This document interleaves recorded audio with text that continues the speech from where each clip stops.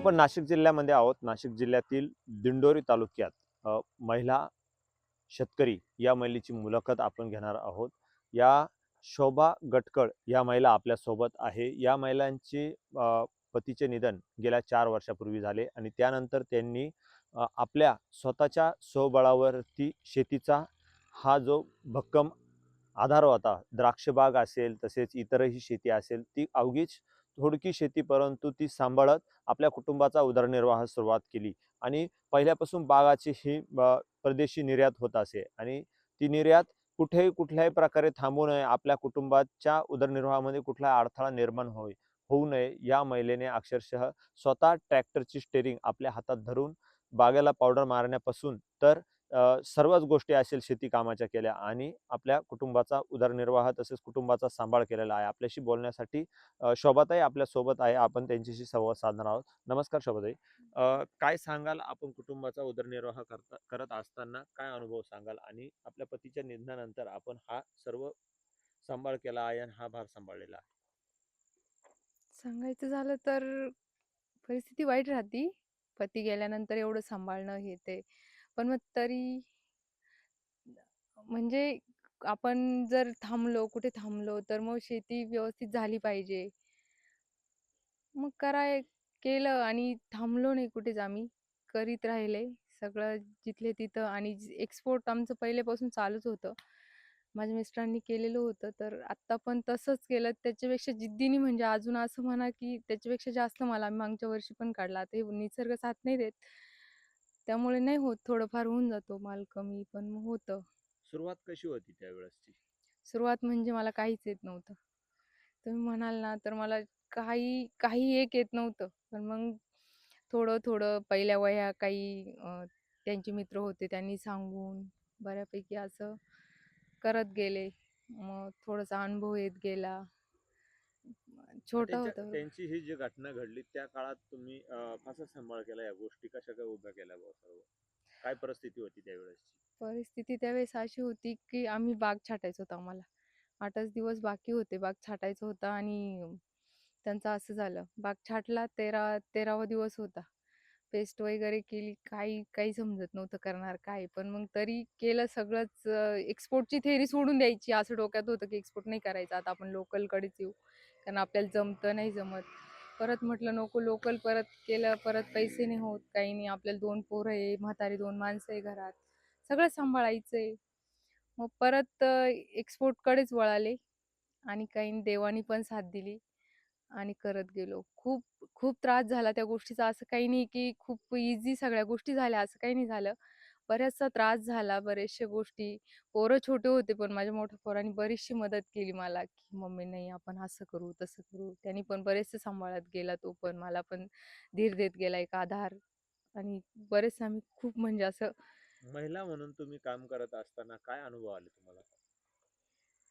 महिला म्हणून प्रत्येक ठिकाणी प्रत्येकाशी डोकं लावणं, प्रत्येकाशी संघर्ष म्हणजे प्रत्येकाशी डोकं लावायचं, प्रत्येकाला माणसांशी परत बाहेर पण सगळ्यांशी डोकं लावायचं. भरपूर अनुभव भरपूर म्हणजे असे की काही-काही ठिकाणी चांगले आले, काही ठिकाणी वाईट पण आले, की असे बऱ्याच ठिकाणी असं म्हणजे आपल्याला काही माहिती नव्हतं. मला पहिल्यापासून म्हणजे काहीच माहीत नव्हतं. मला कोणाशी काय बोलायचं ते पण कळत नव्हतं. पण प्रत्येक ठिकाणी पण आले अनुभव असे की कसं शिकायचं, काय शिकायचं, कसं करायचं, बरेचसं येत गेलं मग नॉलेज. आपल्याकडे पुरुष प्रधान रूढी आहे आणि या रूढी चालू असताना आपण ह्या कुटुंबाचा सांभाळ एक स्त्री म्हणून केला. काय सांगाल, काय संदेश द्याल महिलांना?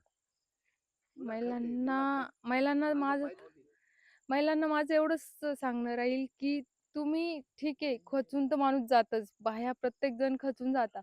पण जर मागं जबाबदारी आहे, तर फक्त ते पांघरून घेतल्यापेक्षा त्यातून बाहेर कसं निघायचं, की आपले घरातले कुटुंब कसं सांभाळायचं. जर कदाचित सोडून दिलं आपण कुटुंब नाही लक्ष दिलं, नुसतं दुःख धरून बसला असते, तर एवढं नसतं कोणाला तरी देणं, मग हे ते. तर आपण स्वतः हिंमत धरली पाहिजे. माझं असं म्हणणं आहे, की स्वतः हिमतीने जर केलं ना, तर 100% सगळंच होतं. मला ट्रॅक्टर येत नव्हता, गाडी येत नव्हती, काहीच नाही. पोरं शाळेत निघून जायचे. मी आधी ती छोटी जुनी स्कूटी घेऊन ती कशी तरी शिकून इथली इथं पावडरी आणणं, हे ते करणं, इथं शिकून घेतलं. ट्रॅक्टर पण शिकून घेतला. पोरं नसले पावडरी मारून घेतल्या.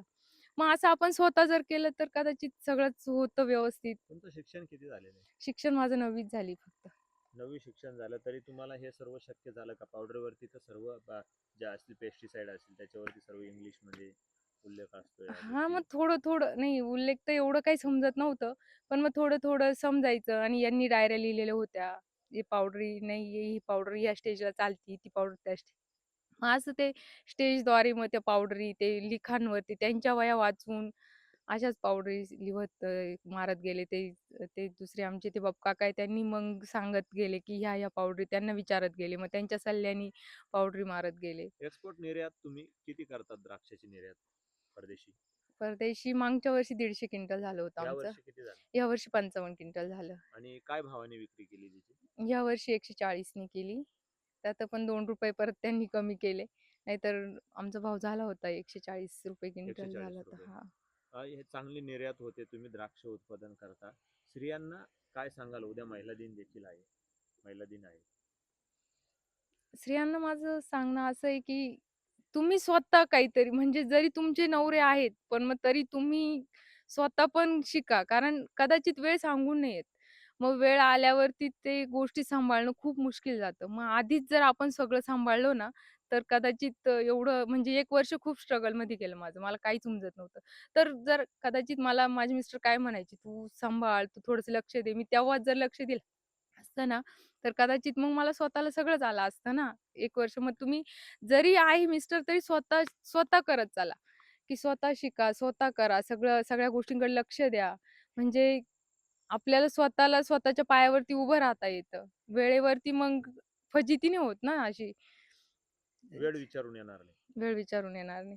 कोणाला माहीत राहतं की आपल्याला काय प्रसंग येणार आहे. मला मला पण कुठं वाटत होतं की माझ्यावर असं वेळ येईल आणि आपल्याला अशा गोष्टींना तोंड द्यावं लागेल. नक्कीच. आपल्या कुटुंबामध्ये किती सदस्य आहे आता? आता 4 आणि मी एक 5वी. आजी. तुम्ही 5. सर्व कुटुंबाचा उदरनिर्वाह या गोष्टीतून केला.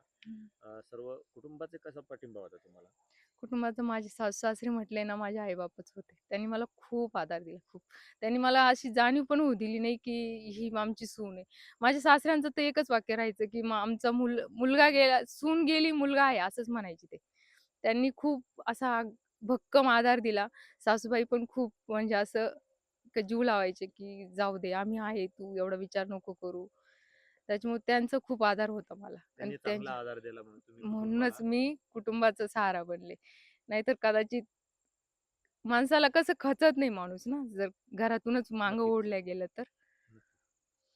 आपण बघू शकता या ताईंची ही यशोगाथा आहे. अतिशय कष्टातून त्यांनी हा प्रपंच सांभाळलेला आहे आणि महिला म्हटली तर समाजाचा दुय्यम स्थानावर बघितलं जातं. परंतु ह्या महिलेने ती गोष्ट मोडीत काढून अक्षरशः आपल्या प्रपंचाचा उदरनिर्वाह करून द्राक्ष परदेशी निर्यात केली आहे. कॅमेरा पर्सन प्रवीणसह अमोल जाधव, नवराष्ट्र.